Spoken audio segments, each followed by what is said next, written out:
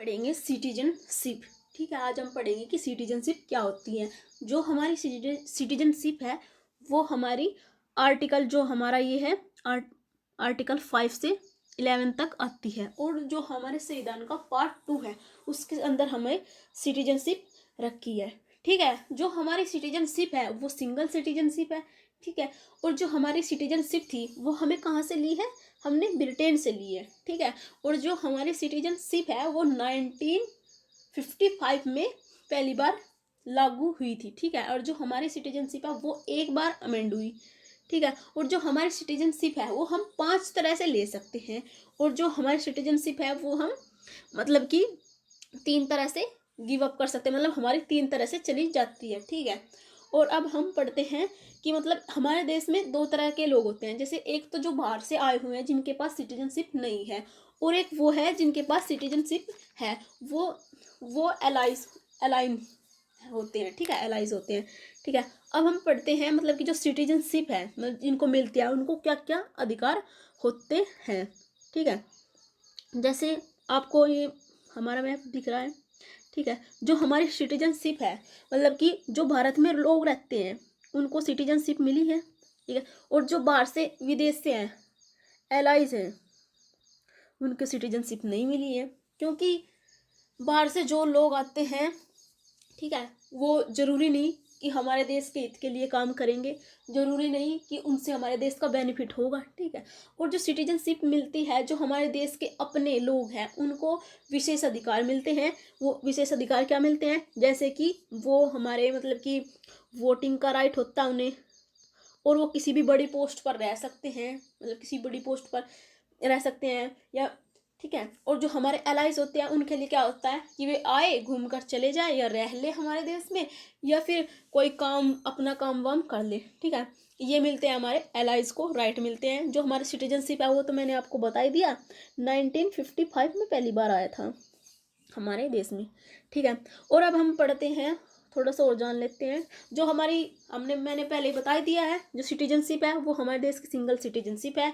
जो हमारी सिटीजनशिप है वो हमारे ब्रिटेन से ली है, और हम 5 तरह से अपनी सिटीजनशिप ले सकते हैं, और जो दे सकते हैं मतलब जो हमारी चली जाती है, गिव अप हो जाती है, वो 3 तरह से जाती है। और जो हमारी सिटीजनशिप सबसे पहले लागू हुआ था ये रूल, वो 1955 था, और जो हमारे फर्स्ट अमेंड किया था सिटीजनशिप में मतलब कि भाई कुछ गलतियां रह गई थी, वो हमें 1966 में की थी। और जो हमारी सिटीजनशिप है उसके लिए रूल मतलब कि वो कैसे होगी, किस कौन हम भारत का सिटीजन होगा और कौन नहीं होगा, वो सब हमारा पार्लियामेंट तय करता है, फिक्स करता है। ठीक है, और जो सिटीजनशिप है ये वर्ड पहले स्टार्टिंग से कहाँ से आया, जो हमारे अरस्तु है ना, अरस्तु, वो सबसे पहले सिटीजनशिप के बारे में लेके आए, मतलब कि भाई सिटीजनशिप क्या है उन्होंने सबसे पहले इंट्रोड्यूस कराया था। ठीक है, अब हम पढ़ते हैं, क्या पढ़ते हैं, हम आर्टिकल्स पढ़ते हैं। चलो, हमारा आर्टिकल आता है 15। आर्टिकल 15 में क्या है, citizenship at commencement of the constitution, यानी कि सिटीजनशिप जो हमें 26 जनवरी 1950 जब हमारा संविधान लागू हुआ था। ठीक है, जब हमने 26 जनवरी 1950 में संविधान लागू किया था है, तो उससे जो 5 साल पहले जो लोग रहते थे उनको हम भारत का नागरिक बनाएंगे, और दूसरा यानी कि जिसका जन्म भारत में हुआ उसको बनाएंगे, और जिसके माता पिता भारत में रहते हैं हम उसको सिटीजनशिप देंगे। हमारे जो आर्टिकल 5 है उसमें क्या कहा गया है, जो 26 जनवरी 1950, जो 26 जनवरी 1950 से पहले भारत में रहते हो, 5 साल पहले भारत में रहते हो, उनको दी जाएगी।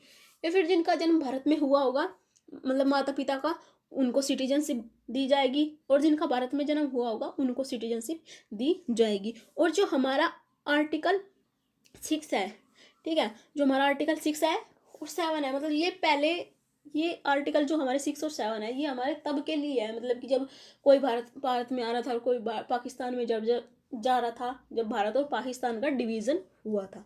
ठीक है, और जो हमारा आर्टिकल 6 है इसमें क्या बोला गया है, मतलब कि इसमें right to citizen certain person who migrate to India from Pakistan, यानी कि कुछ लोग वे लोग जो माइग्रेट हुए हैं इंडिया पाकिस्तान से। ठीक है, हमारा जो 19 जुलाई 1948 19 जुलाई 1948 में हमें एक परमिट नियम लागू किया था, ठीक है, एक परमिट रूल बना था जो 19 जुलाई से मतलब कि पहले आएगा उसको, मतलब कि 19 जुलाई 1948 से पहले जो आया उसको भारत की नागरिकता तो मिल ही जाएगी, ठीक है। और जो इसके बाद आएगा उसको नागरिकता कैसे मिलेगी, उसको नागरिकता मिलेगी, उसको 6 महीने बाद नागरिकता मिल जाएगी, हमारे इस परमिट रूल में था, ठीक है। अब हम आते हैं आर्टिकल 7 पे। हमारे जो आर्टिकल 7 है उसमें क्या है, उसमें कहा है मतलब कुछ राइट होंगे जो कि मतलब हमारा देश आज़ाद हो गया मतलब कि और पाकिस्तान हमसे अलग हो गया, तो फिर कुछ लोग जो थे वो भारत से पाकिस्तान चले गए, उनको फिर समझ आया कि नहीं हमारा मन पाकिस्तान में नहीं लगता, हमें अपने देश कंट्री भारत में जाना चाहिए, तो फिर वो लोग आए। उनके लिए क्या है, एक तो है मतलब कि 1 मार्च, उनके लिए है 1 मार्च, उनका 1 मार्च 1947, जो कि 1 मार्च 1947 मतलब कि के बाद भारत में आए, उनको 6 मंथ बाद रजिस्ट्रेशन द्वारा नागरिकता मिलेगी, जो कि 1 मार्च 1947 से पहले आ गए उनको नागरिकता तो मिली गई, ठीक है। और जो फिर बाद में आए उनको 6 महीने बाद नागरिकता मिलेगी, और उनको नागरिकता कब मिलेगी, एक रजिस्ट्रेशन द्वारा मिलेगी, मतलब कि रजिस्ट्रेशन करो तब आपको नागरिकता मिलेगी। और जो हमारा आर्टिकल, अब हम पढ़ते हैं आर्टिकल 8 के बारे में। हमारे आर्टिकल 8 में क्या है, हमारे आर्टिकल 8 में है यानी कि right of citizen certain person origin मतलब आउटसाइड इंडिया, यानी कि जिसका जन्म भारत के बाहर हुआ हो, ठीक है, उसको नागरिकता मिलेगी, हमारे आर्टिकल 8 में है। मतलब अब ये सवाल आ जाए कि भारत के बाहर नागरिकता मतलब जिस टाइम हमारा देश आज़ाद होने वाला था, मतलब हम आज़ादी के लिए लड़ रहे थे, तो हमारे कुछ जो स्वतंत्रता सेनानी थे वे भारत के बाहर काम कर रहे थे, गतिविधियां कर रहे थे, ठीक है। तो उनके जो बच्चे हुए, उनका जन्म हुआ, मतलब थे तो भारत का हित ही कर रहे थे तो भारत के नागरिक ही। अब उससे क्या कि वो बाहर रहकर ही काम मतलब बाहर रहकर कर रहे थे। अब जो उनके बच्चे होंगे उनको जो मतलब जो भारत के बाहर है जिनका जन्म होगा, उनके माता पिता भारत के नागरिक होंगे, उनको नागरिकता मिलेगी, ठीक है। और जो मतलब अब ये भी हो सकता है कि भारत के बाहर नागरिकता किसी को भी हम ऐसे नहीं दे सकते, उनके माता पिता भारत के ही होने चाहिए, और उनके माता पिता के पास क्या होने चाहिए, वैलिड सिटीजनशिप होनी चाहिए, ठीक है। ऐसे तो कोई भी होगा और कोई भी बोलने लगेगा कि मैं तो भारत का नागरिक हूँ, है ना, तो उसके माता पिता के पास क्या होनी चाहिए, वैलिड सिटीजनशिप होनी चाहिए। अब हम आते हैं आर्टिकल 9 पे। हमारा जो आर्टिकल 9 है इसमें क्या है, मतलब कि जैसे कोई भी नागरिक है उसकी नागरिकता कब समाप्त की कर दी जाएगी, अगर कोई पर्सन किसी भी विदेशी सिटीजनशिप को एक्वायर कर ले, तो सिंपल सी बात है, अगर कोई व्यक्ति है वह विदेश की कोई कहने लगे कि मैं यूएस का हूँ, अब वो यूएस का बनेगा तो उसकी जो भारत की सिटीजनशिप है वो तो समाप्त हो ही जाएगी। अब उसे हम भारत का थोड़ी ना रखेंगे, वो विदेश में जा रहा है, विदेश का हित कर रहा है, वहाँ पे अपना उनकी इकोनॉमी में कंट्रीब्यूशन दे रहा है, तो हम उसको भारत का नागरिक तो नहीं बोल लेंगे ना, तो उसकी सिटीजनशिप होगी क्या होगी, समाप्त कर दी जाएगी, ठीक है। अब हम आते हैं आर्टिकल 10 में। इसमें क्या कहा गया है, मतलब contingency of right of citizenship, मतलब कि सिटीजनशिप किसी की भी है वो कब कंटिन्यू रखी जाएगी, अगर कोई भी भारत का व्यक्ति है उसकी सिटीजनशिप तब तक रहेगी जब तक वो ऐसा कार्य नहीं करता जो कि भारत के लिए सही ना हो, मतलब कि भारत के लिए सही ना हो, मतलब कि अगर कोई देश विरोधी काम करता है तो हम उसको भारत की नागरिकता थोड़ी ना देंगे, भारत की नागरिकता थोड़ी ना रखेंगे। अगर कोई देश विद्रोह काम करता है तो उसके लिए भारत की नागरिकता नहीं है। जैसे कि आप मान लो कल पाकिस्तान के साथ हमारा पाकिस्तान के साथ युद्ध हो जाता है, अब कोई हमारा देश का नागरिक पाकिस्तान की जय के नारे लगाने लगे तो सभी को अच्छा थोड़ी ना लगेगा, ये तो देश विद्रोह काम हुआ, ठीक है, देश विद्रोह करना हुआ है तो हम उसको सिटीजनशिप नहीं देंगे, ठीक है।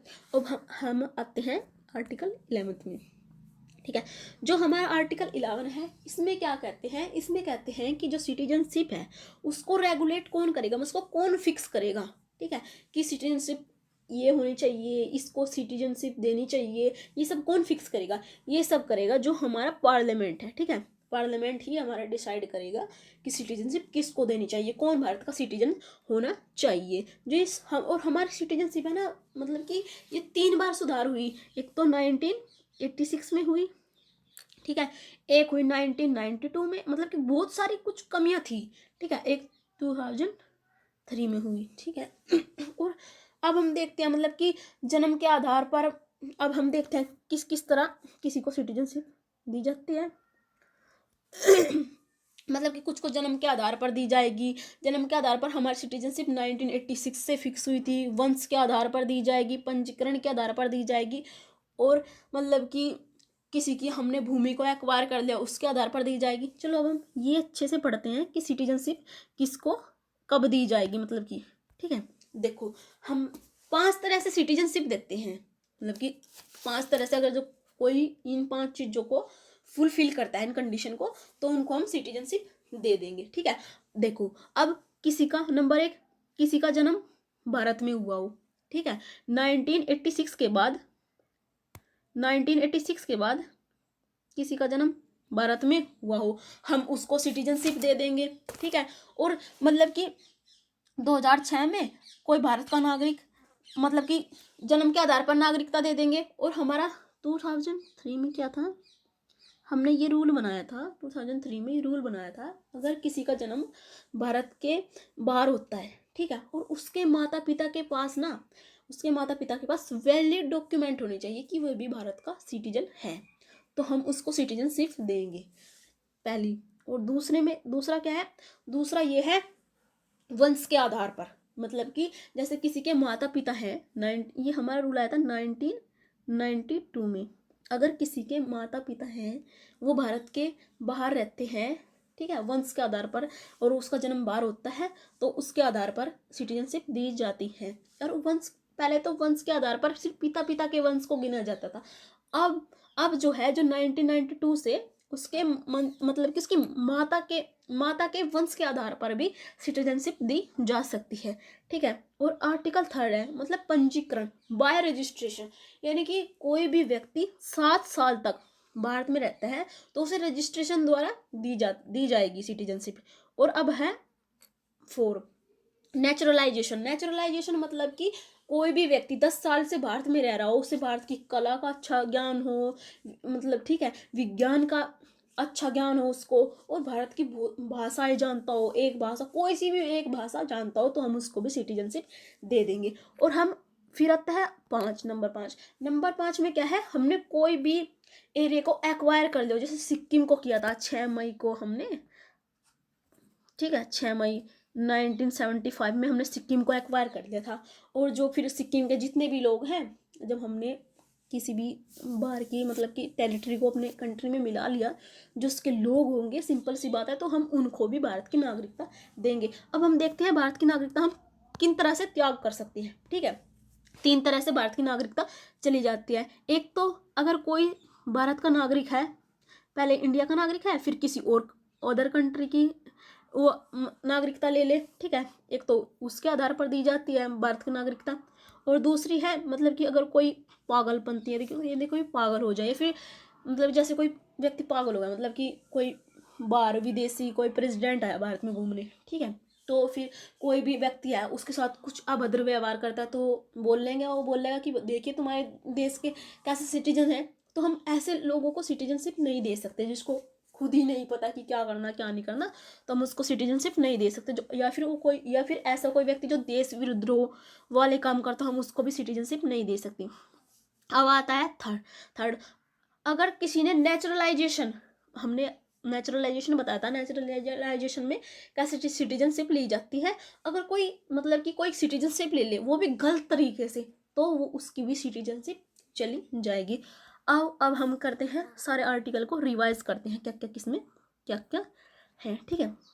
हमारे जो आर्टिकल 5 है, हमारे आर्टिकल 5 में क्या है, मतलब कि जन्म के आधार पर सिटीजनशिप दी जाएगी जिसका जन्म 26 जनवरी 1950 के बाद, मतलब 1950 से पहले हुआ, मतलब जब संविधान लागू हुआ था, यानी कि जन्म के आधार पर उसके माता पिता का जन्म भारत में हुआ हो, और वो 5 साल तक 5 साल पहले, जो 26 जनवरी 1950 था, उससे 5 साल पहले भारत में रहता हो। और आर्टिकल 6 में क्या है, वह व्यक्ति जो मतलब कि पाकिस्तान से भारत आया हो 1948 के बाद, 19 जुलाई 1948 के बाद, या फिर वो 6 मंथ बाद आता है, मतलब कि इसके पहले आया 9 जुलाई 1948, ठीक है, 9 जुलाई 1948 के बाद आया तो उसे 6 मंथ बाद दी जाएगी। अगर जो इससे पहले आ गया तो उसको तो सिंपल बात है, एक परमिट रूल बना था, ठीक है, जो परमिट रूल बताया था मैंने, उससे मतलब कि जो परमिट रूल से पहले आ गया, ठीक है, उसको तो सिंपल सी बात है मिल गई, और जो इसके बाद है उसको 6 मंथ बाद मिलेगी।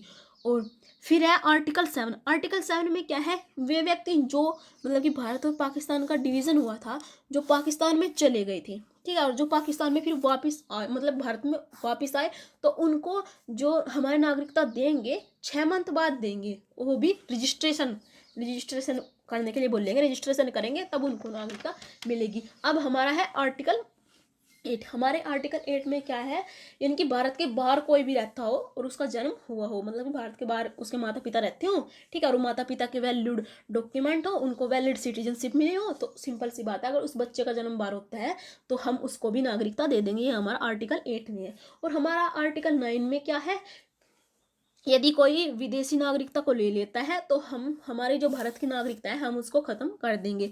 और हमारा आर्टिकल 10 में क्या है, हमारा आर्टिकल 10 में है कि उस किसी भी व्यक्ति की नागरिकता तब तक बनी रहेगी जब तक वो कोई भी देश विद्रोह काम नहीं करेगा। अगर कोई देश विद्रोह काम कर देता है तो उसकी सिटीजनशिप हम समाप्त कर देंगे। और हमारा आर्टिकल 11 है, आर्टिकल 11